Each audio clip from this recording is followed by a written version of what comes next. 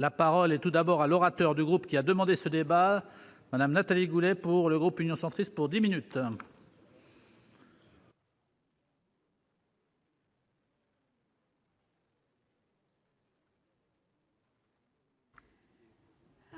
Monsieur le Président, Madame la Garde des Sceaux, mes chers collègues, le débat de contrôle que nous avons aujourd'hui, donc à la demande de l'Union centriste, est un débat important, rendu nécessaire par la multiplication des actes de terrorisme qui semblent bousculer notre droit de la responsabilité. C'est un débat d'opportunité, Madame la Garde des Sceaux, ce n'est pas un débat opportuniste. Et je ne vous cache pas que toucher à ce sujet me fait penser à une formule de Robert Badinter sur la Constitution, c'est quand même y toucher d'une main tremblante, tant il implique des domaines différents. D'emblée, il n'est pas question de revenir sur le principe d'irresponsabilité pénale. Lui-même, juger des individus qui n'auraient pas conscience de leurs actes serait pure barbarie, évidemment, et une négation des principes républicains. L'irresponsabilité pénale est un garant du respect des libertés individuelles, et comme le dit l'ancien procureur Bilger, parfois bien juger, c'est ne pas juger. Depuis 2014, je travaille sur les questions de radicalisation et celui des discours évidemment extrêmes.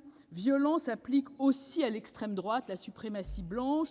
Et je sais aujourd'hui que le traitement de beaucoup d'auteurs de ces attentats relève plutôt de la psychiatrie que de la prison. Malheureusement, la situation est ainsi. L'équilibre dans un état de droit entre sécurité et liberté est un débat probablement aussi ancien que le droit pénal. Des personnalités différentes de tendances politiques, tout horizon confondu, font le constat de cette tendance à considérer les auteurs d'actes terroristes islamiques comme des déséquilibrés. L'avocat Gilles William Goldnadel, avec lequel j'ai par ailleurs beaucoup de désaccords, exprime ça de la façon suivante: c'est une tendance lourde du personnel médiatique et politique occidental des dernières années à considérer et à psychiatriser le terrorisme islamique.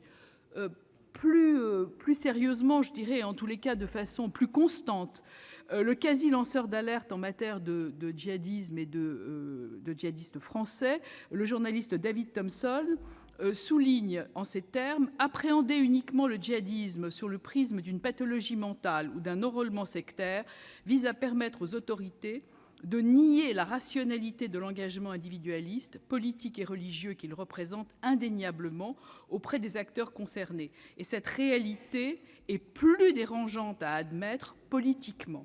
Il poursuit: les djihadistes sont loin d'être tous fous, ils ne sont pas non plus tous idiots, même s'il serait tentant et rassurant de le croire. Cette position est aussi partagée par l'avocate générale près la Cour d'appel de Paris, chef du service de l'action publique antiterroriste et atteinte à la sûreté de l'État, qui explique que la psychiatrisation du terrorisme offre un système de défense aux terroristes, à leurs avocats et à leurs familles. Ainsi, réduire les terroristes islamiques à de simples déséquilibrés mentaux ne fait rien d'autre que banaliser le chemin de leur impunité. Olivier Roy explique quant à lui: en fait, s'il est vain de s'interroger sur la folie des terroristes, il est clair que la construction narrative de Daesh peut fasciner des gens fragiles, souffrant de vrais problèmes psychiatriques, ce qui peut être le cas du tueur de Nice. Plus récemment, convenir qu'un acteur s'intoxiquant lui-même en commettant un crime soit considéré irresponsable pénalement, car il se trouve dans un état d'ébriété qu'il a lui-même causé. Metz, Villejuif, nous avons eu des exemples récents, l'auteur de l'attentat de Nice, on en parle évidemment, et puis l'affaire de l'assassin de Sarah Halimi, antisémite mais pas responsable. La multiplication des agressions à des niveaux de violence variables interroge, et lors d'un colloque, l'Institut pour la justice, dans un colloque qui s'est tenu en décembre 2018, Terrorisme, psychiatrie et justice, a publié des actes tout à fait intéressants dont, pour ne rien vous cacher, je me suis inspirée. C'est mieux. L'improvisation dans ce type de sujet est douteuse. Et donc, je me suis inspirée d'une chronique également au Dalloz de Fiona Conan et Clément Brossard du 10 février, donc extrêmement récent, Il vaut mieux citer ses sources, c'est toujours mieux. Donc en France, la jurisprudence tendait à reconnaître la responsabilité pénale de celui qui s'était lui-même mis en état d'ébriété. On a évidemment l'article 64 et puis l'article 122.1 du Code pénal. L'abolition du discernement au moment des faits exonère donc la personne de sa responsabilité pénale, alors que le trouble mental partiel est une cause d'atténuation de la responsabilité pénale. Le trouble doit en toute hypothèse être prouvé. Il n'existe pas de présomption d'irresponsabilité ou d'atténuation de responsabilité. En raison de la difficulté pour les juges de constater eux-mêmes le trouble, une expertise psychiatrique est souvent ordonnée par la juridiction d'instruction ou de jugement. Cette expertise psychiatrique est d'ailleurs obligatoire en matière criminelle. Dans un arrêt du 13 février 2018, la Cour de cassation avait renvoyé le mis en examen devant la cour d'assises en relevant notamment que la consommation importante de stupéfiants ne doit pas s'analyser comme une cause d'abolition du discernement, mais au contraire comme une circonstance aggravante. Et c'est quand même logique. On a des circonstances aggravantes qui existent dans le code de la route et qui n'existeraient pas dans notre code pénal. Quant à la recherche volontaire d'ébriété, qu'elle soit provoquée par l'alcool ou par les substances stupéfiantes, ne peut être une cause exonératrice de responsabilité, même si l'intéressé commet une infraction non préméditée, qu'il n'aurait en toute hypothèse pas commise s'il avait été dans un état normal.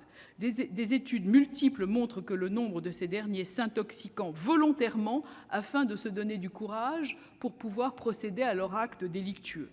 C'est le cas prévu par la loi. Cette intoxication vaut préméditation. Mais où placer le curseur ?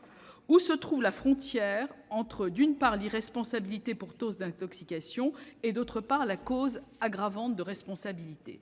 C'est bien la question qui nous pose. Depuis la loi de 2008, lorsque le juge d'instruction considère qu'il y a irresponsabilité pénale, l'instruction peut se clore devant la chambre de l'instruction. Et donc, notre excellent collègue Roger Karoutchi vient de déposer une excellentissime collègue Roger Karoutchi vient de déposer une proposition de loi qui vise précisément à modifier cette procédure. Et donc, la sensibilité de ces procès devrait permettre de ne pas échapper à un procès aux assises. Un débat public fouillé, la recherche, les auditions d'une cour d'assises permettent à la famille, Madame le garde des Sceaux, de mieux comprendre les faits et évidemment de faire son deuil. La question est de savoir qui doit trancher l'irresponsabilité pénale, des magistrats professionnels ou un jury populaire. Il y a là un angle mort de nos dispositifs. Et j'ai moi-même déposé une proposition de loi pour modifier l'article 122.1 du Code pénal, qui est évidemment très bien complété par la proposition de Roger Karoutchi. Et nous pensons, Madame le garde des Sceaux, aux droits des familles. Et je crois qu'il est important de revoir ce dispositif. Tout le monde a conscience de la difficulté de revoir le dispositif du Code pénal, et surtout dans des circonstances qui sont celles du moment et aussi qui touchent à la psychiatrie. Et on sait que la psychiatrie est un peu le maillon faible dans l'ensemble de ce dispositif. Il y a d'ailleurs une mission d'information en ce moment au Sénat sur ce sujet. Alors je suis allée un peu chercher ce qui se passe à l'étranger. En Italie, les cas d'exclusion ou de diminution de responsabilité renvoient tous à l'altération totale ou partielle de la capacité de comprendre ou de vouloir de leur auteur.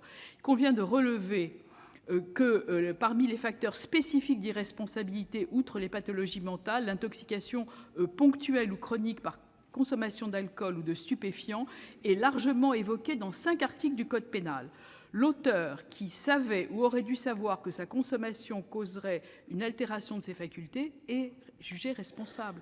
De plus, si l'ébriété a été arrangée sciemment aux fins de commettre un délit ou de se procurer une excuse, la peine est augmentée.